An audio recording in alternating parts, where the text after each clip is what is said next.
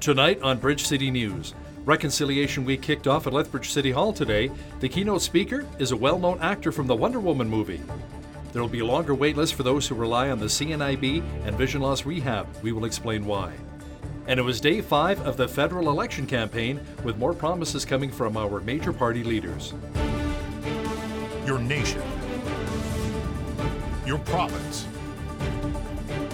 your southern Alberta.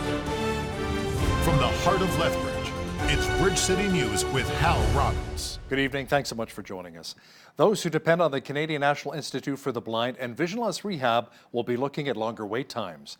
The executive director for Alberta says the group was informed over the summer that the province would be cutting its funding, so regional offices in Lethbridge, Medicine Hat, Red Deer and Grand Prairie may have to close on September 20th.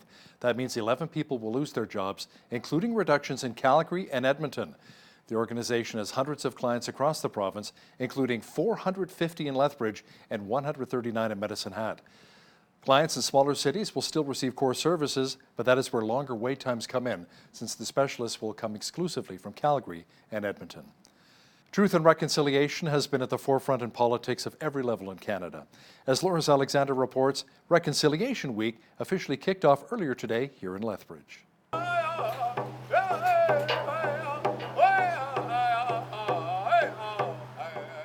A flag raising at City Hall kicked off the 3rd annual Reconciliation Week in Lethbridge, followed by a reconciliation walk to the Galt Museum. The Truth and Reconciliation Report was laid out a number of years ago. And also just recently with the Missing Murdered Indigenous Women and Girls report, it outlays a lot of the same things about connection to community, about recognizing different people and making sure that they're accounted for in society. Keynote speaker, actor Eugene Braybrock hopes that what he has to say will resonate with people. Sharing some knowledge and ideas of how we can bridge that gap. I think for me, coming here is it's coming full circle for me. Growing up here as a little kid, going to Senator Buchanan, going to Wilson Junior High, going to LCI, going to college. Braybrock says education is key, and although we've come a long way, there's still ways to go. Our youth don't know who they came from. And for me, having that pride and understanding and that support of growing up with a grandmother that instilled that pride, knowledge, and respect, and that knowledge of who I am and where I come from a long line of leaders and chiefs. These days, our youth think they come from the res, and they don't. This is all Blackfoot country. The week-long event runs until September 20th with a hope of fostering education, awareness, and relationship building. For Bridge City News, I'm Loris Alexander. Eugene Braybrock, who is known as the Chief in Wonder Woman, also spoke at the Comic Expo at Exhibition Park over the weekend. This is only the 2nd annual with me, so it's starting out small, hoping to grow it. But we are focusing on local authors, local artists, and local businesses here, Kapow's here. And then we just so happened to get a surprise from Gene Braybrock, and called that he was in town, so he will be popping by here. And he's local here, so he kind of fits in with the theme of things, but it's a bonus as well. Courtney Samuel Stainer also organized the Pet Expo beside the Comic Expo after having a larger than expected response from last year's event. So the 1st annual blew us out of the water. We couldn't believe how many people attended. We were really shocked. We were just hoping for like 500 people to come through. We had over 2,000. So our 1st annual, so we were really, really excited. It's the largest adoption event as well for the pet side in southern Alberta. A portion of the admission fee supported local pet rescue organizations. It was a solid turnout for the 3rd annual Lethbridge Coulee Fest over the weekend. The free event is a chance to showcase all the 6,500 student college has to offer. There were campus tours, great family fun including live bands, a petting zoo, dunk tank, and various food trucks. Organizers say they were happy with the turnout this weekend and are planning to do it all again next year. Lethbridge has lost a musical icon. Well-known banjo player Clark Figgenshow passed away last week. You may remember Clark as the busker who welcomed everyone to the Lethbridge Farmers Market. He always dressed for the part, including a straw hat and a colorful band uniform. His wife of 70 years, Chris Figgenshow, says he grew up near Irma, Alberta, and learned how to play the guitar at a very early age and switched to a banjo later in life.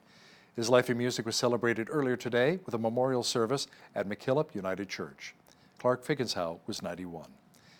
A 36-year-old Lethbridge man was charged over the weekend following an incident in which two men were attacked in Northside alleys.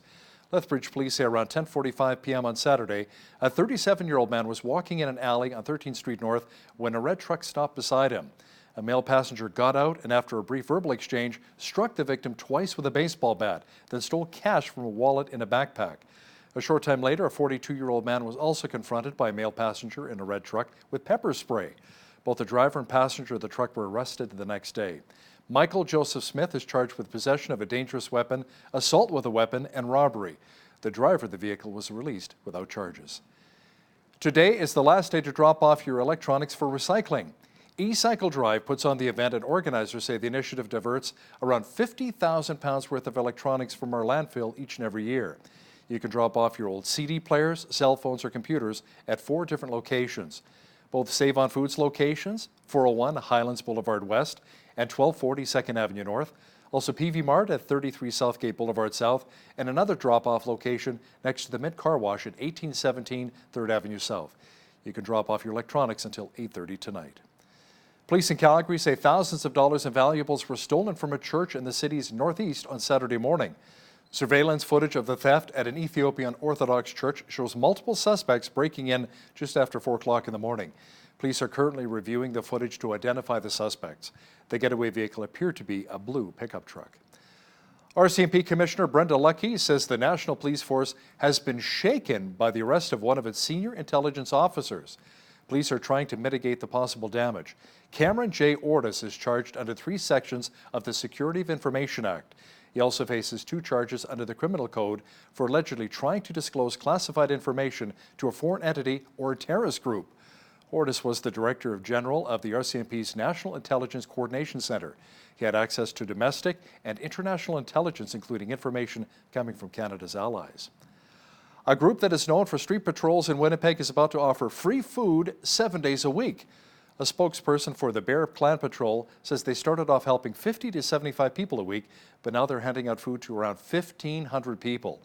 Executive Director James Favell says there are barriers preventing some people from going to food banks, such as requirements that people make appointments or have identification.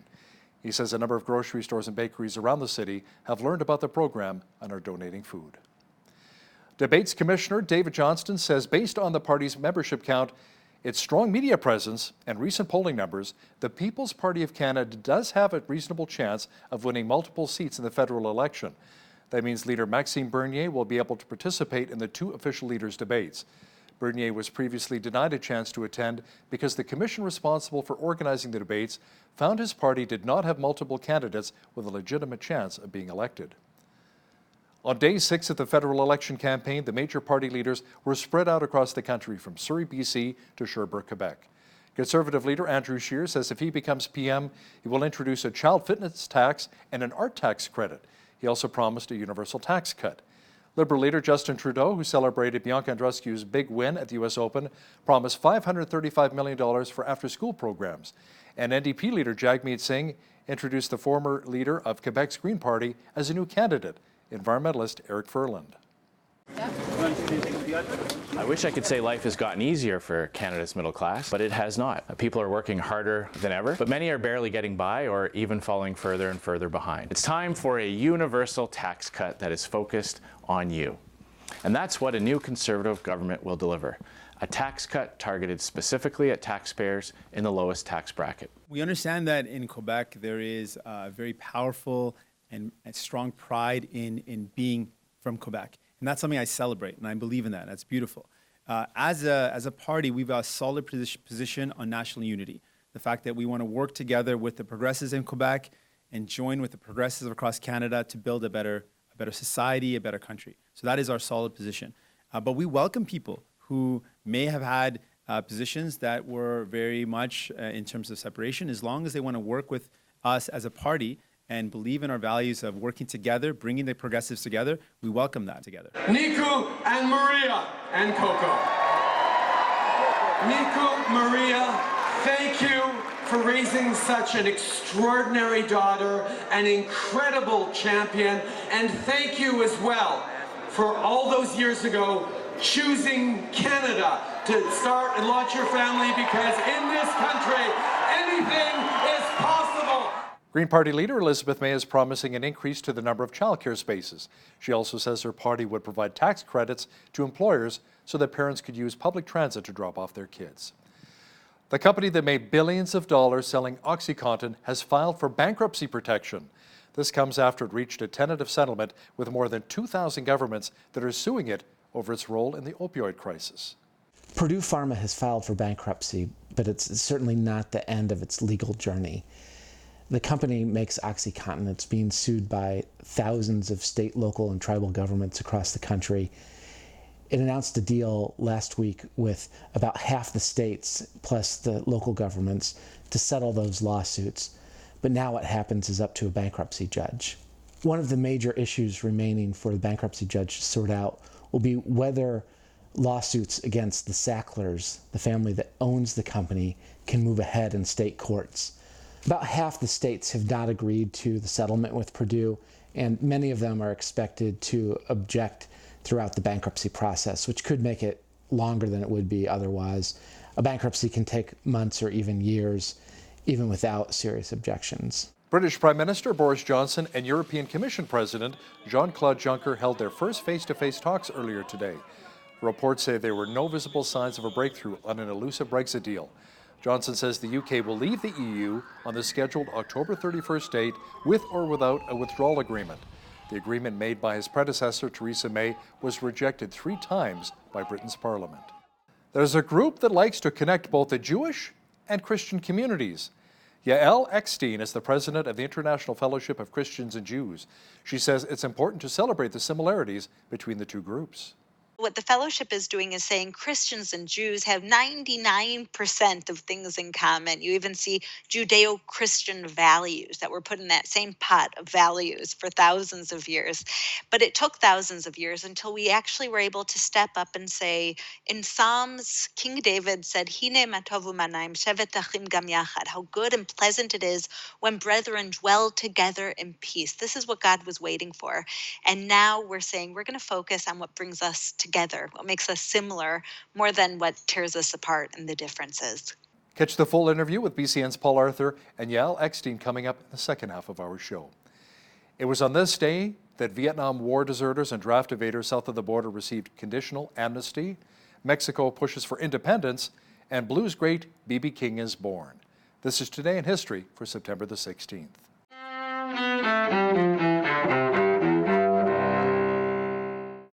September 16th, 1974. President Gerald Ford announces a conditional amnesty program for deserters and draft evaders during the Vietnam War. I do not want to delay another day in resolving the dilemmas of the past so that we may all get going on the pressing problems of the present. 1982. A massacre in Lebanon months after Israel's invasion to drive out the PLO.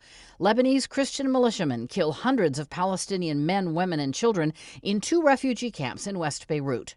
The militiamen are allied with Israel, which is accused of doing nothing to prevent the slaughter. Outrage over the massacre cost future Israeli Prime Minister Ariel Sharon his job as defense minister. 1498.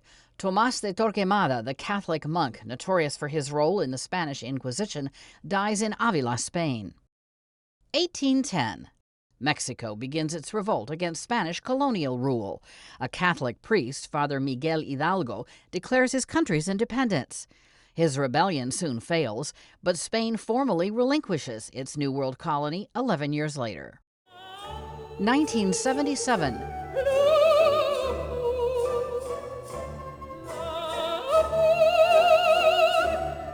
Maria Callas, the American-born prima donna famed for her lyric soprano and fiery temperament, dies in Paris.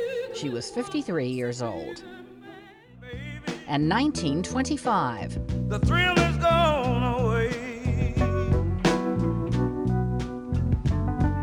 Guitarist B.B. King, one of the great blues artists of all time, is born in Mississippi.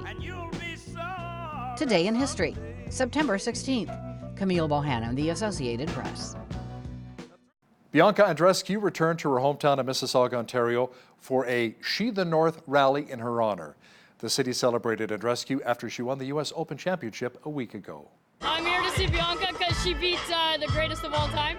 It makes me feel like I can do it one day too. I truly love this sport. I'm very passionate and I have really big dreams, so I'm really glad I never gave up because I wouldn't be standing here with everyone. So all I can say is if I can do it, if Serena can do it, if Roger can do it, if the Raptors can do it, so can you.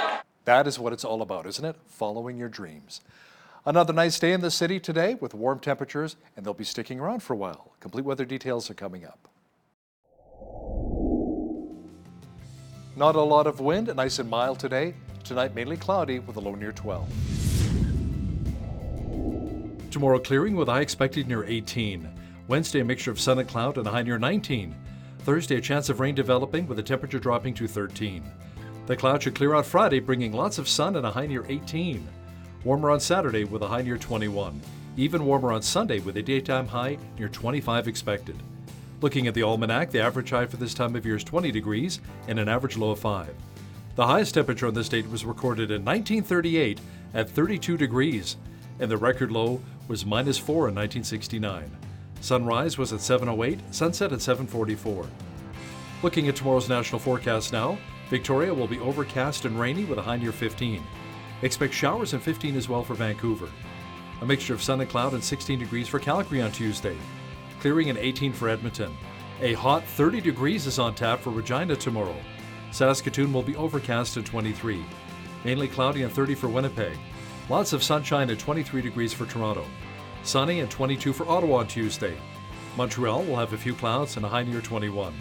In the Maritimes, Fredericton, New Brunswick should receive light showers and a high of 15. A mixture of sun and cloud and 15 as well for Halifax, Nova Scotia. Rain and 11 is on tap for Charlottetown, PEI. And at St. John's, Newfoundland, expect periods of rain or drizzle and a high near 11 degrees. Global oil prices are 10% higher after an attack on the heart of Saudi Arabia's oil infrastructure. Benchmark Brent crude was trading at $66.29 earlier today, up 10.1% after spiking to 20% when the markets first opened. West Texas Intermediate, the U.S. benchmark, rose 9.7% to just over $60 a barrel. Analysts for Goldman Sachs say the attacks could add anywhere from $3 to $15 to the cost of a barrel of oil, depending on how much production Saudi Arabia loses and for how long. China will be lifting tariffs imposed on U.S. soybeans and pork in a trade war with Washington. Now, that's according to the Chinese state agency.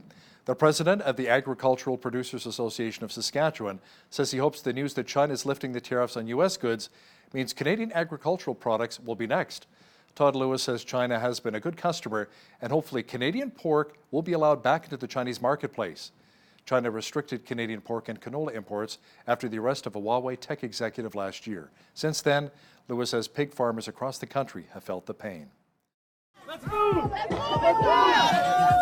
Over 49,000 members of the United Auto Workers walked off General Motors factory floors. They also set up picket lines earlier today as contract talks with the company deteriorated into a strike.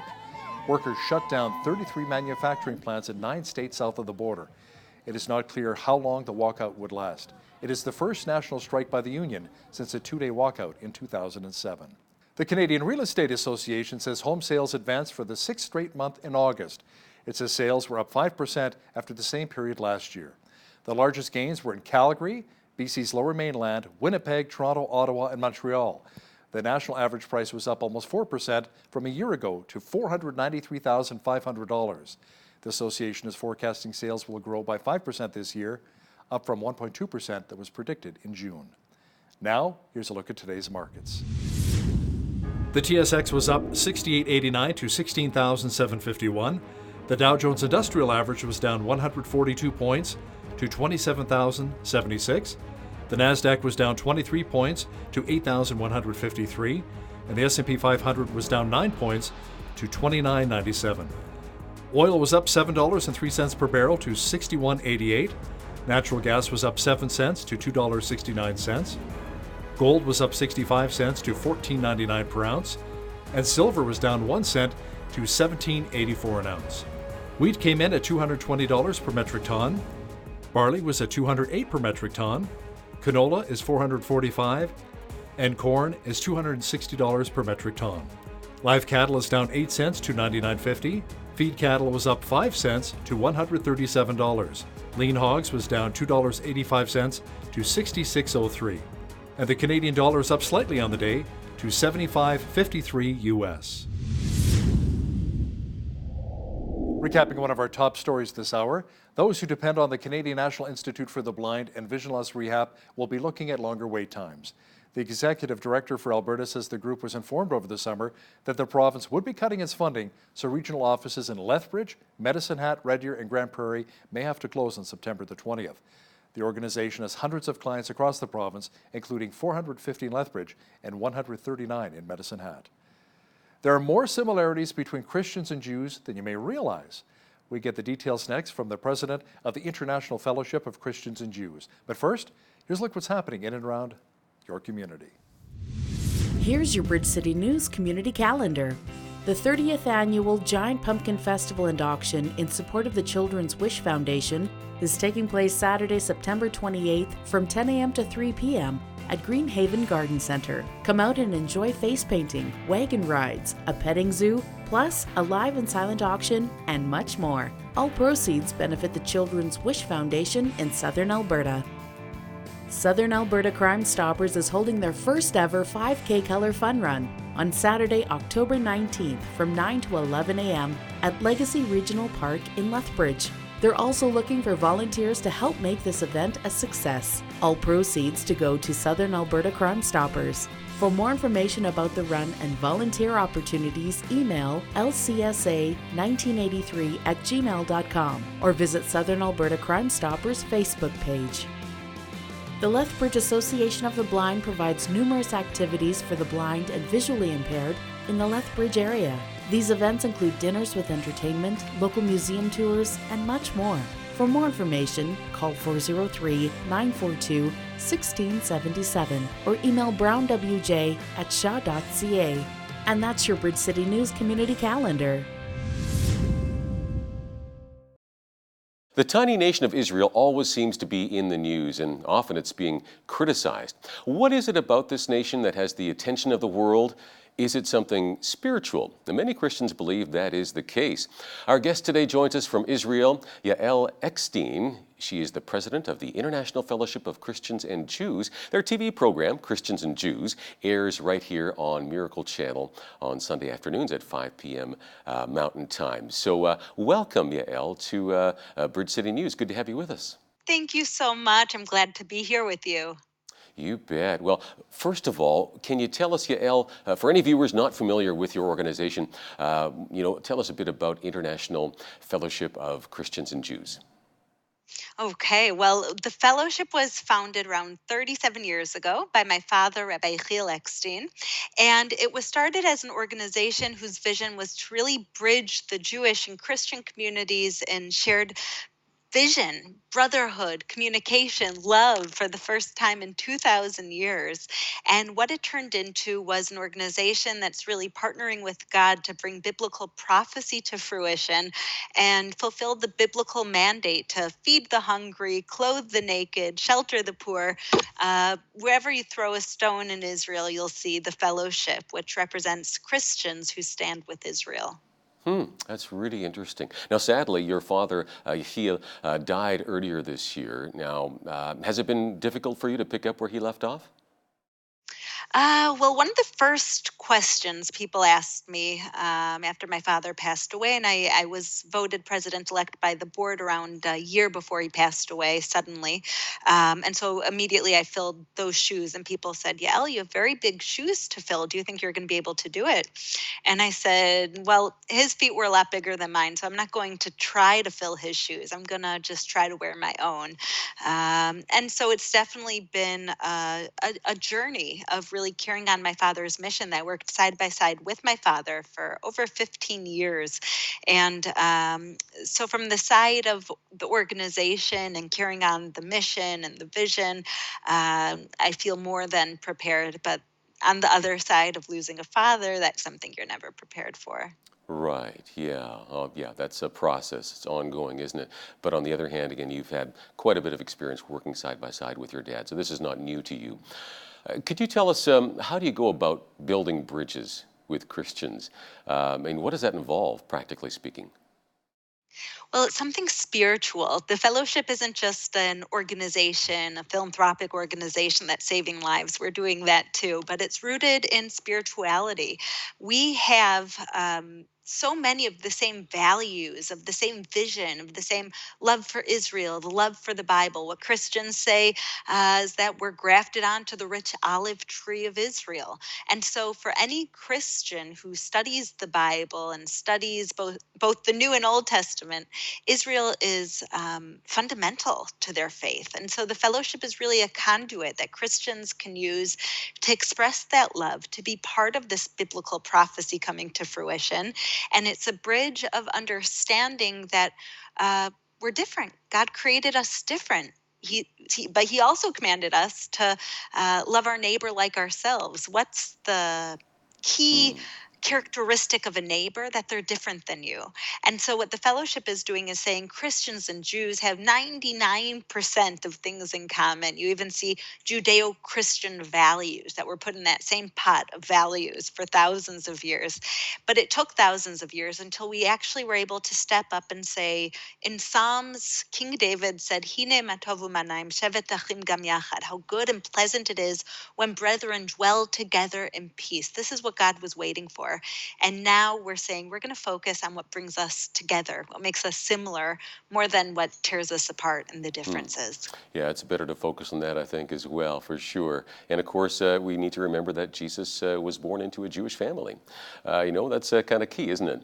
I mean, tell me, how many Jews have now returned to their homeland, making Aliyah? Do you have any ballpark numbers? I know it's a fairly high number, isn't it? Well, the fellowship has helped over 180,000 Jews make Aliyah from non-Western countries. So this is from the biblical land of the north of the former Soviet Union and Russia. We've helped return 2 lost tribes to Israel, the tribe of Dan and Manasseh from Ethiopia and India. Wow. I believe that, yeah, it's awesome things happening. I believe that the reason why God has blessed this ministry is because we are standing together. When we stand together, God brings biblical prophecy to fruition. So it's truly awesome to see. Yeah, it is quite amazing when you look at some of the prophecies and you see, man, why are so many people coming, back to their homeland? Let me ask you, why do you feel it's so important for Jews to return to Israel? Is it mainly because of the prophecies that need to be fulfilled, essentially? Well, I think it's a few things. I think that the prophets saw what we call these end of days, when Jews will be threatened and killed and targeted all across the world. It's my grandfather is a Holocaust survivor. We're not even, we still have Holocaust survivors alive today. I think the prophets saw that Jews are going to be targeted, Jews are going to be killed and threatened, that unless they have a homeland, unless they come back to the land of Israel, the Jews won't exist. And so this is part of God's greater plan that's both physical, that we're coming home to escape anti-Semitism persecution, but it's also spiritual, that this is part of God's plan. God made a promise that the Jewish people would come home, the ingathering of the nations from all 4 corners of the earth.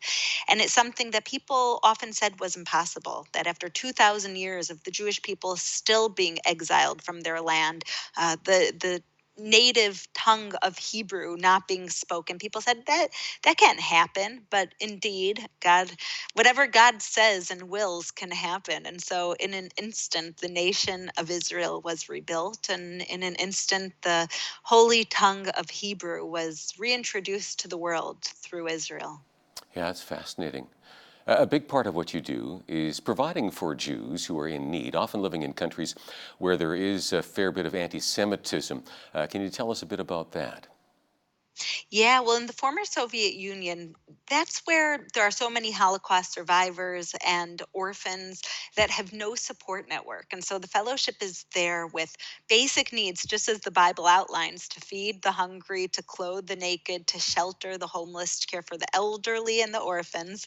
And that's what the fellowship is doing specifically there in the former Soviet Union, telling the Jewish people. Yes, it might be the fact that 70% of Nazis identified as being Christians.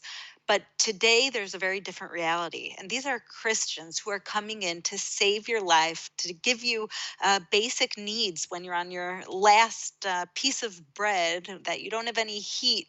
These are Christians who are expressing their love, real Christians who are acting Christ like, not like the Nazis, to just give them that hope that there is hope for the future, that uh, there's remorse, there's friendship, there's love, that there is a generation of Christians who are not rejecting the Jewish people, but standing passionately and faithfully with the Jewish people. Right, because there's a history behind that, of course, and sometimes it's hard to get rid of that history and embrace, the new reality. Certainly within evangelical Christianity, yeah, we're friends, right? So we want the best for each other, and so this is ongoing within the countries themselves. Let's say whether you're in the Ukraine, I know they've got a war happening there, and on the one side of the country, and Russia, there's people in poverty. So you're helping within the country itself. Are you also helping those people in some cases to actually help them afford to fly to Israel as well? Yes, that is our main goal. Anybody who wants to come to Israel, we have a whole list that as soon as we get a donation, which thank God are even hundreds a day sometimes, we bring that person home. We have lists of thousands of people, though. So our first priority is bringing them home to Israel. And we have people landing every single day in Israel on Aliyah, moving here from those countries every day, even from places like Venezuela and places Isn't at risk in South really? America. Wow. Yeah. Does the government itself then have a program to help these newcomers and get established, and then you also assist with that as well? That's exactly it. So basically, we bring these Jewish people home to Israel, but we don't give them a bottle of water and say, okay, good luck with your new life. Biblical prophecy fulfilled. We did our part. No, we set up that they have very often actually a job set up before they even move to Israel, that we conduct Skype interviews and connect the new immigrants with businesses in Israel that are looking for employees. So many of them already land with a job. We connect a volunteer who speaks their language and already went through this process to follow them for 6 months, just to explain to them how to register their kids for school, how to sign up for a bank account, where the nearest grocery store is. Things are very overwhelming for new immigrants that don't speak the language. And one of the things that these volunteers do as well is let them know that they are accessible for government aid as well, to teach them how to speak Hebrew, for example, and make sure that they apply and get all those benefits. So it's really kind of a big brother type of program that's most effective and most cost effective. May I ask about the general population of Israel?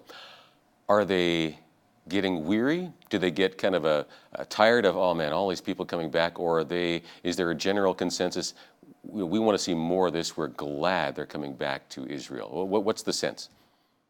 Well, I was just in America this summer for a few weeks, and what I saw was that the hottest topic right now of debate, and that's unfortunately tearing people apart, is the issue of immigration.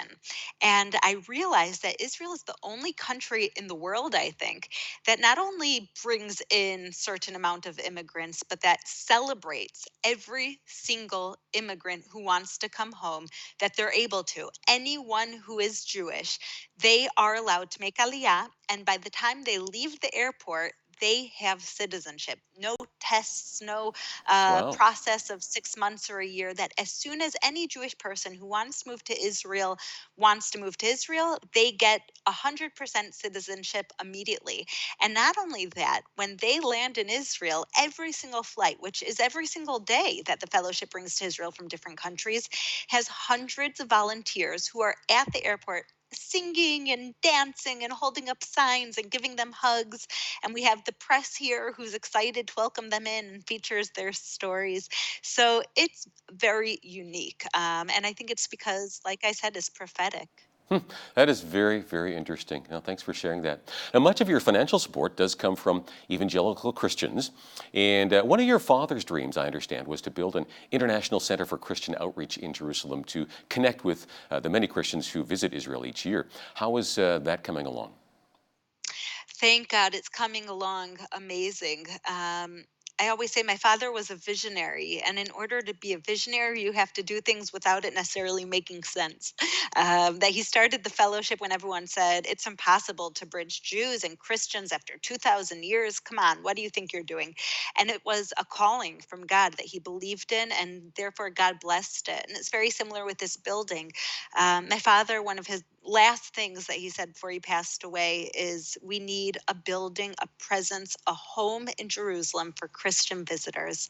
And after he passed away, we started looking into the situation for Christian tourists, and we realized that there are 2.2 million Christians from around the world who come to Israel every single year. That is half of all the tourists to Israel. And they're coming from places like China and South America, places like Korea and America and Canada, all over the world. And they're coming to Israel, and there's no one who is educating them on modern Israel. They're seeing the biblical holy sites, but there's no one bringing that forward to modern Israel today and how they can be goodwill ambassadors for Israel. And what that means is that they're seeing the holy sites, but they're still very open to being influenced by BDS and Christ at the Checkpoint, who are trying to tear apart modern Israel and destroy modern Israel. And so what we're doing in this center is actually taking these 2.2 million Christians each year who are visiting Israel and having this amazing spiritual experience, and we're educating them on how they can go back to their homes and be ambassadors for Israel. Okay, that is very interesting. Well, good on your father and for you for continuing that as well. Can you briefly comment on this growing boycott Israel movement we are seeing in the Western world? Any thoughts on that? I mean, Israel is, I guess, often viewed as the bully on the block, but the neighborhood that Israel lives in is an interesting one. Yeah, Israel is a nation of God, and we are an army of God. And in fact, we take all measures to protect Israel, but we take such extreme measures to protect the lives of our enemies as well, that the U.S. Army even said, why are you setting standards that we can't keep up with? For example, if we know that there's a terrorist in a building in the Gaza Strip, Israel doesn't just go and bomb the building, which most countries were if they knew there was a terrorist planning an attack on their soil and civilians. Israel first sends what they call a knock on the roof, a fake bomb on the roof, and flyers saying, everyone evacuate this building, we're about to destroy it because of the terror activity. So they have an opportunity to leave. Israel is painted in a bad light, and I think that's really because of the root of anti-Semitism. I think Israel's enemies have tried to destroy us militarily, and it hasn't worked. They've tried the intifada of blowing up buses and coffee shops. It hasn't worked. They've tried surprise wars. It hasn't worked to destroy us. And that now I think it's a war of information, that what they're trying to do is give all of the anti-Semites in the world a politically correct way to be against Israel and take a part in destroying Israel without actually having to be so controversial. And I always say, I think we're living in very unique times. There's always been anti-Semitism in the world. There's never been a time that there wasn't anti-Semitism. But today, we have millions of Christians who stand with Israel. That's the difference. We're not alone. Okay. I'm running out of time here, and I know you want people to support what you're doing there, and you want people here to pray for Israel and for organizations like yours who are actively involved in helping people in need. And again, that's just a biblical principle we see in the Old Testament and the New Testament as well. So thank you so much, Yael, for just sharing what you're doing there. Thank you. Thank you for your interest, and to all of your amazing holy followers and viewers for just staying up to date. The first thing is education. Only after education and prayer can we get into the area of action. All right. Thank you, Yael. Yael Eckstein is president of the International Fellowship of Christians and Jews. You can see that program as well, Christians and Jews, right here on Miracle Channel, 5 p.m. Mountain Time on Sunday afternoons.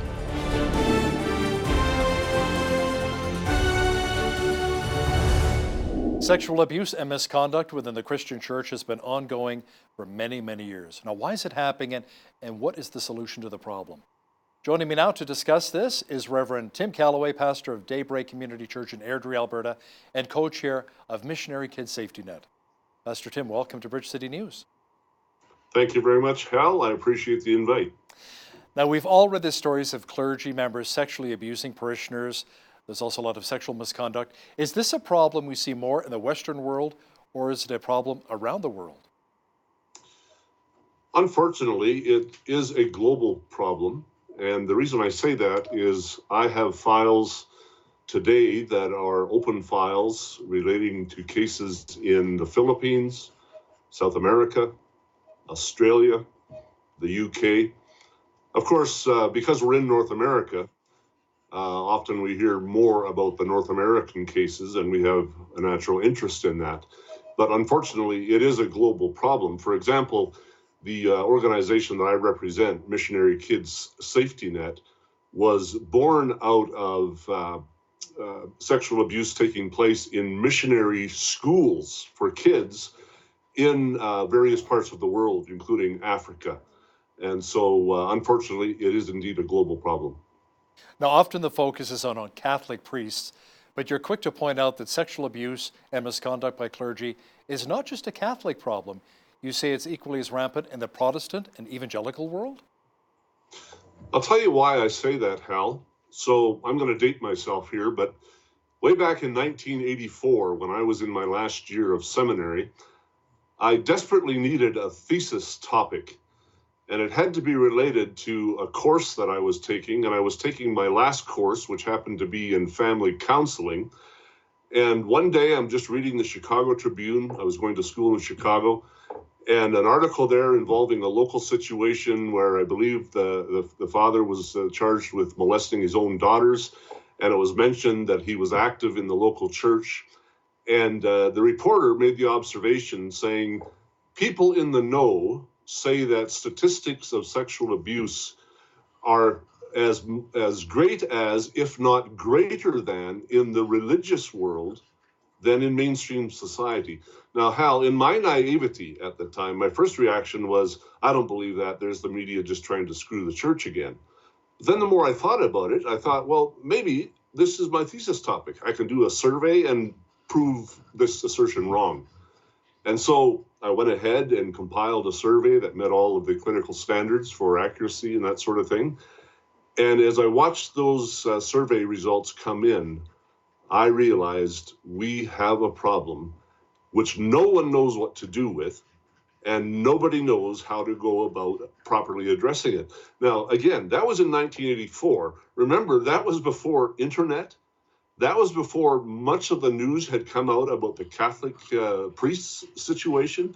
And so this question, this problem of sexual abuse, really wasn't even on the horizon of the religious world, let alone mainstream society. And so in my own experience, I can go back all the way to seminary days, 1984, when I first became aware of this problem that is in the evangelical church and in the Protestant world. And since then, of course, we've discovered that it's equally happening in not just the Catholic world, but the Protestant world as well. I guess the most common question asked is, why do clergy members commit sexual abuse and misconduct, considering these are people who are supposed to be God's representatives here on earth? You know, that's a very good question. And as I've thought about that, naturally it goes without saying, we're all human. We're all sinners. We're all susceptible to the inevitable temptations of life. But beyond that, those who have served in Christian ministry know that there are some unique challenges, some unique potential foibles that come to a pastor. One thing that you have to wrestle with often is a sense of powerlessness. Sometimes you're up against the church board, there's politics going on in the church world, and so you're feeling very, you're given a lot of responsibility, but really not much authority, and so there's an element of powerlessness that can come into play here. Of course, you're also dealing with people with the very intimate and personal details of life. And so, especially, for example, in marriage counseling and that sort of thing, very often sexual relationships, that type of thing comes up. And so when you're talking about that with especially members of the opposite sex, sometimes that's how it can happen. And so there is a unique aspect to being a pastor. Now, the reality is this problem is not likely to go away anytime soon. But I think public sentiment is that there should be far more serious consequences for clergy members found guilty of these crimes. What are your thoughts? I agree with that. One of the, and as we all know, it's not sexual abuse, sexual misconduct is not unique to the church world, the religious world, or to pastors, coaches, teachers. We hear stories like that as well. The unique thing about it happening in the church world or being perpetrated by pastors is that very often the pastor represents, for better or worse, and to a greater or larger extent sometimes than others, is a representative of God to people. And so they are trusted as a result of that. And consequently, when a pastor perpetrates sexual abuse, when a pastor molests someone, it has a way of creating and shaking the very foundations of people's faith in the goodness of God. And so I think that's one of the reasons for that. So, Pastor Tim, you actually like to differentiate between sexual abuse and sexual misconduct. Why is that? When we use the term sexual abuse, we are referring to abuse of a minor. And abuse of a minor is a crime. The term sexual misconduct we use to refer to adults or someone over 18 years of age, where the whole question of the consensuality of the incident perhaps comes into play. And so that's an important distinction, because sexual abuse of a minor is a crime in all 50 states and all 10 provinces. And so that's a very important distinction. And that's why we make that distinction between sexual abuse and sexual misconduct. Now, we hear that many victims are hesitant to report the abuse or misconduct. Why do you think that is? Part of the reason for that, Hal, is there's a deep sense of shame that is present in any kind of sexual abuse that I've ever been involved with. And very often, because in the case of sexual abuse, you have a minor or a child who has been wronged by an adult, there's an imbalance of power there. And in addition to the shame, the child often thinks, no one's going to believe me. If I come out and say that Pastor so-and-so did this, or one of the deacons, or one of the elders, or the Sunday school teacher, or whatever, no one is going to believe me because that person is viewed as a spiritual giant in this church, in this organization, that type of thing. So the power imbalance and also the fear of not being able to be believed. When you look at the adult world, for example, since I've been doing this for over 35 years now, I have talked to numerous, usually women in their 40s, 50s, 60s, who have lived with their secrets for all these years since they were children. And part of the reason for that is simply because they were so ashamed. They felt that perhaps they had encouraged it in some way. They felt that perhaps they were guilty. All of the blame should have been on them. And then no one would believe me. And so they just kept it to themselves and never told a soul until they shared it with me decades later. So if a church member is sexually abused or there's some sexual misconduct involved, how should they respond? Should they go right to the police right away or talk to maybe a clergy member first within the church?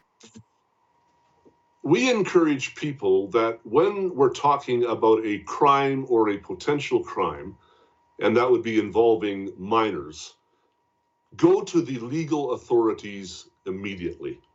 Okay, put it into that realm right away. Now, one of the things that we try to encourage Christian organizations to do is to have an intentional policy regarding abuse of any kind.